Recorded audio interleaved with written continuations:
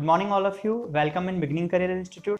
Last topic हमारा था, हमने समझा था कि किसी भी डूअर की ज़िंदगी में अगर कोई काम शामिल होता है तो उसका विचार कैसे बनता है। आई के लिए हमारा विचार बन चुका था, आई एक्शन। और उस विचार के बाद हमने समझा था कि फर्स्ट पर्सन सेकंड पर्सन से क्वेश्चन कर रहा है। अंकल हमारे घर आए, अंकल ने हमसे क्वेश्चन किया और हमने उसका जवाब दिया। अब बात करते हैं हम थर्ड पर्सन के लिए। देखिए, अगर फर्स्ट पर्सन के लिए विचार बन रहा था तो हमने समझा था आई वी यू दे के लिए विचार बनाते वक्त एक्शन डायरेक्ट आ जाता है। लेकिन जब थर्ड पर्सन के लिए हम विचार बनाते हैं, अंकल घर पे आए और अंकल ने क्वेश्चन किया, do you go to institute, तो मेरा विचार बन गया और मैंने आंसर दे दिया, yes uncle I go to institute.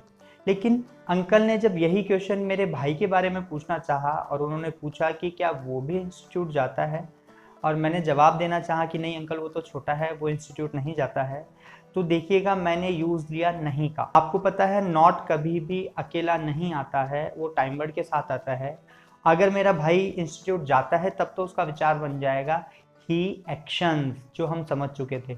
लेकिन अगर वो नहीं जाता तो ही नॉट एक्शन या ही नॉट एक्शंस तो हम नहीं कह सकते। तो देखिएगा जब विचार बना ही एक्शंस, तो नॉट का यूज लेने के लिए इस एक्शंस में से छुपा हुआ टाइम वर्ड निकालना पड़ेगा। और जैसे ही छुपे हुए टाइम वर्ड को हम निकालेंगे तो ये सिंपल एक्शन रह जाएगा। वापस समझिएगा, विचार था ही एक्शन। अगर ही की जिंदगी में कोई काम हमेशा होता है तो उसका विचार है ही एक्शंस। अब नॉट लगाने के लिए बीच वाला टाइम वर्ड चाहिए हमें, टाइम वर्ड हमारे पास नहीं है। वो टाइम वर्ड छुपा हुआ है, हिडन है, किसके अंदर, इसके अंदर। एक्शंस जो ज की ध्वनि है वही यहाँ पर टाइम वर्ड है। तो जो छुपा हुआ टाइम वर्ड है उसे हम बाहर निकालेंगे तो ये सिंपल एक्शन रह जाएगा और ये छुपा हुआ टाइम वर्ड निकल के आएगा डज।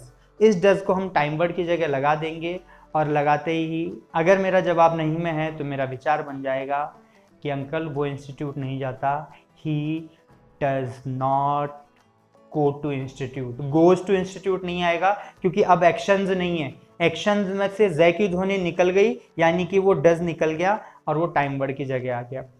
तो ये हमारी कंप्लीट एक्सरसाइज हुई पिछली क्लास वाली और आज की।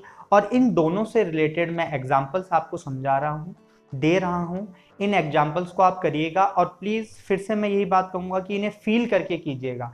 अगर मैं कहूँ इन क्वेश्चंस को करिए तो शायद 5 से 10 मिनट, विद इन 10 मिनट्स आप इस वर्क को कंप्लीट कर सकते हैं। लेकिन आपको ये वर्क करते वक्त इसे फील करना है कि हाँ सामने आपके अंकल बैठे हैं, उन्होंने पूछा है डू यू एक्शन, आपको जवाब देना है no I do not action. और अगर आपका भाई करता है तो बट ही एक्शंस। तो इस तरीके से आपको पूरा फील करते हुए ये जितने भी क्वेश्चन मिल रहे हैं इनको करने हैं विथ एग्जाम्पल। कुछ एक्शन दिए गए हैं, इनको अंडरलाइन जहाँ पर हो रखा है वहाँ पर उन एक्शंस को पुट करना है और आपका वर्क कंप्लीट करना है। So from my side I have completed. Nice meeting you.